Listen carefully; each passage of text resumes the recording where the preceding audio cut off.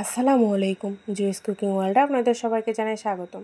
আজকে আমি আপনাদের সঙ্গে শেয়ার করব মজাদার দেশি মুরগি দিয়ে আলুর ঝোল রেসিপি। প্রথমে আমি নিয়ে নিয়েছি দেশি মুরগি, দিয়ে দিলাম পেঁয়াজ বাটা, রসুন বাটা, আদা বাটা, জিরার গুঁড়া, দিয়ে দিচ্ছি মশলা গুঁড়া, লাল মরিচের গুঁড়া, দিয়ে দিচ্ছি ধনিয়া গুঁড়া, দিয়ে দিব স্বাদমতো লবণ, দিয়ে দিব হলুদ গুঁড়া। সব কিছু দিয়ে আমি মাংসটি ভালোভাবে মাখিয়ে নিব। মাখানো শেষ। এবারে আমি চলে যাচ্ছি চুলায়। হাঁড়িতে দিয়ে দিয়েছি সরিষার তেল। সরিষার তেল গরম হয়ে আসলে মেখে রাখা মাংসটি ঢেলে দিব। দিয়ে চুলার আঁচ লোতে রেখে মাংসটি আমি নেড়েচেড়ে কষিয়ে নিব। আমি এখানে কোনো পানি ব্যবহার করব না, মাংসর পানি দিয়ে আমি মাংসটি ভালোভাবে কষিয়ে নিব।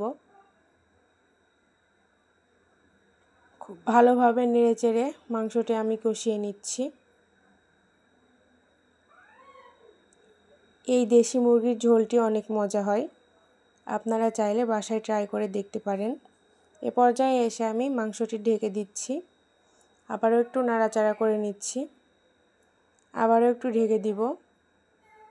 দিয়ে কিছুক্ষণ পর ঢাকনা উঠিয়ে আবারও একটু নাড়াচাড়া করে নেব।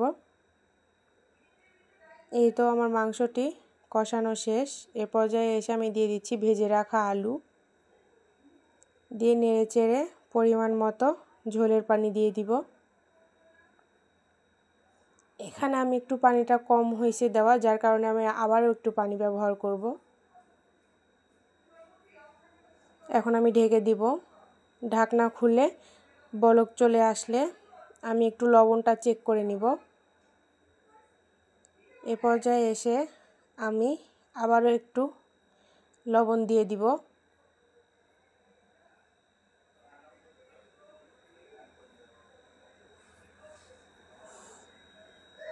এই তো আমার মাংসটি রেডি। আসসালামু আলাইকুম।